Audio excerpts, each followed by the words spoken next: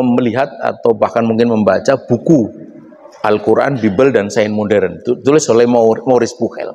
Itu dulu hit banget itu, buku itu. Nah, siapa Maurice Bucaille? Maurice Bucaille itu seorang dokter berkebangsaan Prancis, dokter bedah. Pada satu waktu dia itu masuk tim peneliti mumi. Nah, ketika dia meneliti mumi, dia bedah-bedah itu ada dua yang dia bikin heran.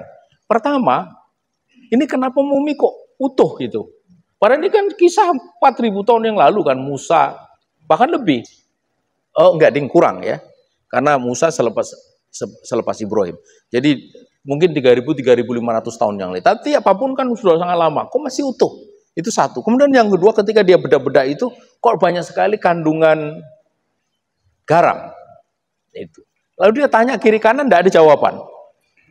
Sampai suatu ketika dia diundang dalam sebuah seminar di Kairo tentang mumi.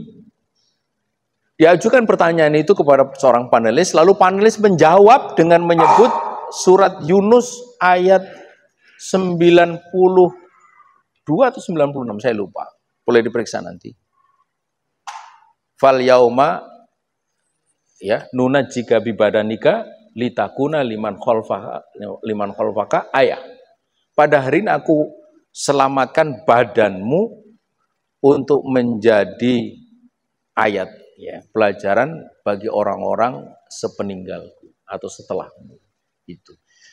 Jadi itu memang itulah, kan kita tahu bahwa ini Fir'aun ini ngejar Musa kan, ngejar Musa.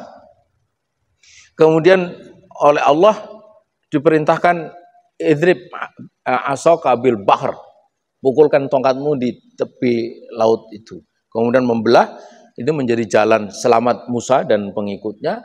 Kemudian tapi kemudian menjadi jalan binasa bagi Fir'aun dan bala tentaranya. Jadi itu preservasi, dan itulah nunajjika bibadanika litakuna liman khalfaka ayah. Dan apa yang kemudian terjadi, ringkas cerita, saya ingin segera mengakhiri untuk bisa kita banyak dialog. Akhirnya Maurice Bucaille masuk Islam. Masuk Islam, dan yang menarik dari Maurice Bucaille, dan ini mestinya membuat kita malu, adalah bahwa dia baru akan masuk Islam kalau dia sudah paham Al-Quran. Dan dia tahu untuk bisa paham Al-Quran, dia harus paham bahasa Al-Quran. Maka dia, ini cerita pada usia dia 50 tahun. Dia belajar bahasa Al-Quran. Ini kafir ini, orang kafir ini. Ya. Orang kafir, usia 50. Itu, antum berapa? Ya Sulaiman. Berapa? 30. Oh, masih muda itu. Malulah kita sama Maurice Bucaille. Umur 50 dan hanya dalam waktu 2 tahun. Dia akhirnya bisa baca Al-Quran, lalu dia masuk menjadi seorang muslim, dan itu didengar oleh Raja Fat pada waktu itu, kemudian dipanggil ke istana dan diberi hadiah sebagai seorang muslim. Nah ini.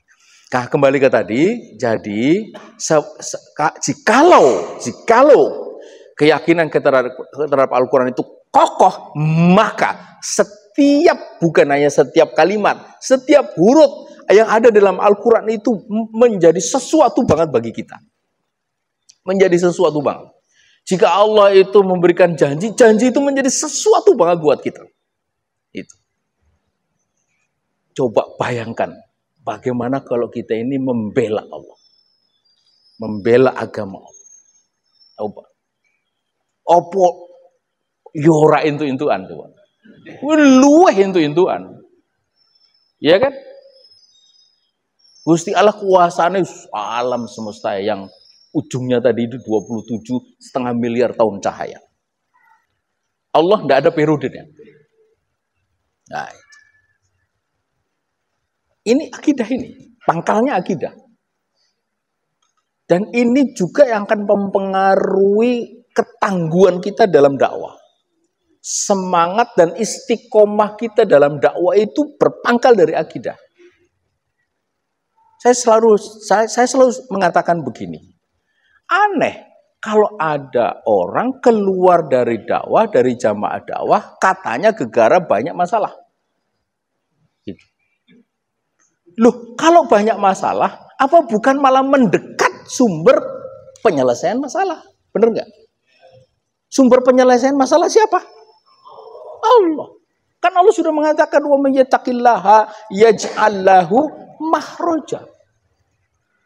Jadi keliru. Jadi mestinya kalau punya masalah itu justru makin sregep membela agama Allah gitu. Dakwahnya makin sregep. Tapi jangan dibilang bahwa kok sregep banget. Oh, mungkin lagi banyak masalah.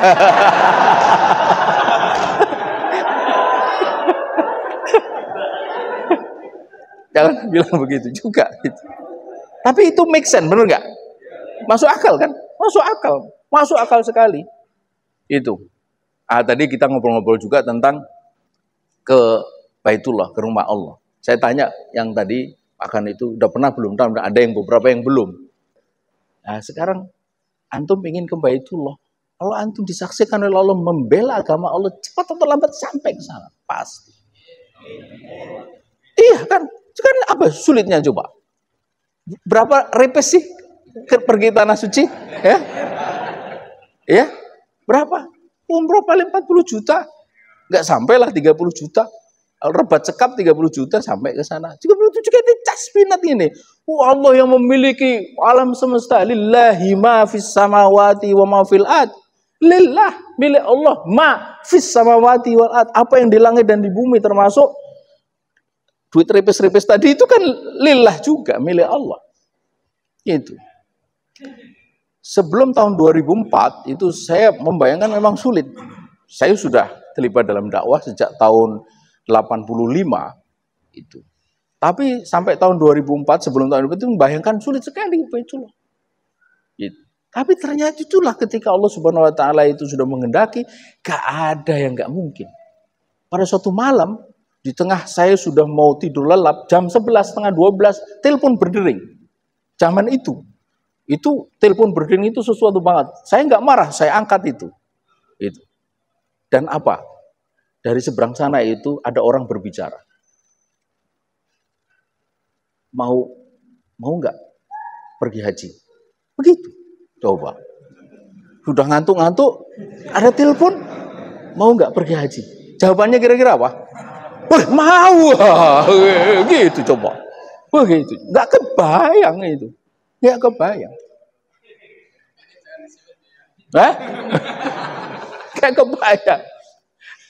Dan semenjak itu kalau dihitung sampai ini hari 20 tahun, ya saya mungkin sudah lebih dari 25 kali tanah suci. Jadi hampir setahun sekali, bahkan kadang 2 kali, kadang 3 kali.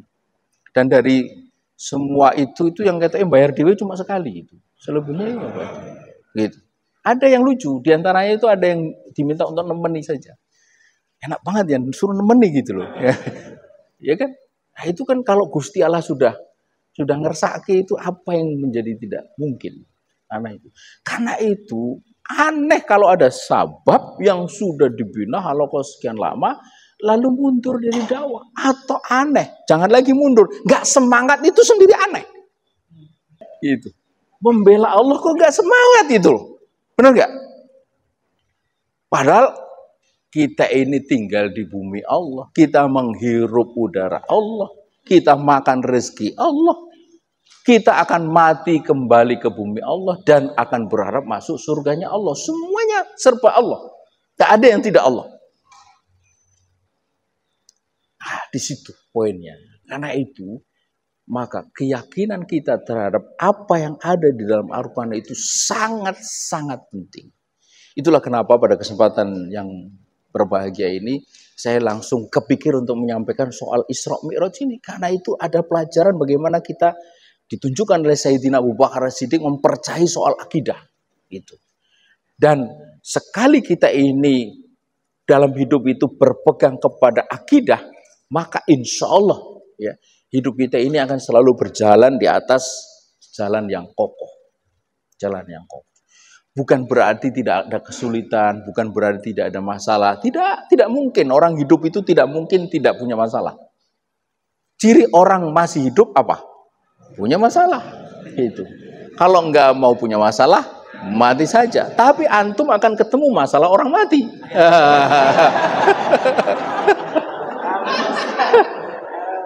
Jadi tidak mungkin lepas dari masalah. Kan ada masalah orang mati, bener nggak? Belum tahu kan? Ayo coba aja. Itu.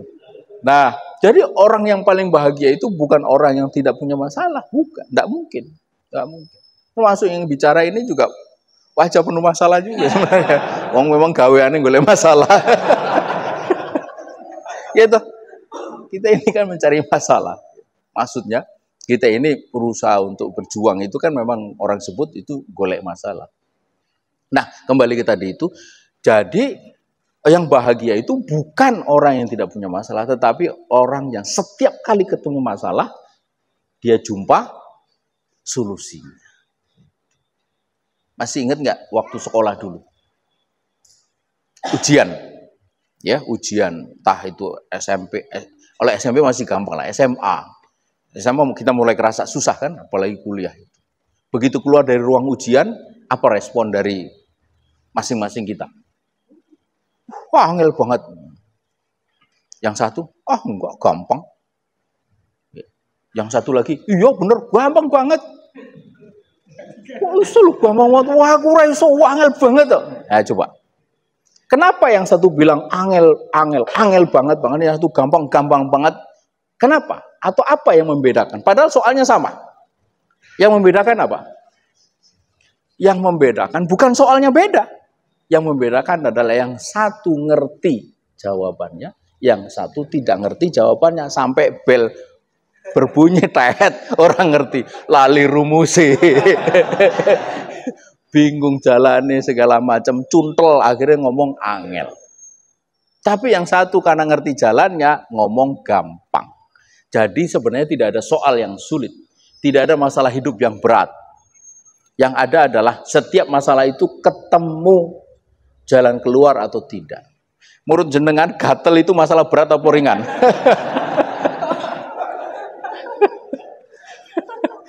Ayo, Pak. Gatel itu masalah berat atau ringan? Mau dari mana gatel kok berat?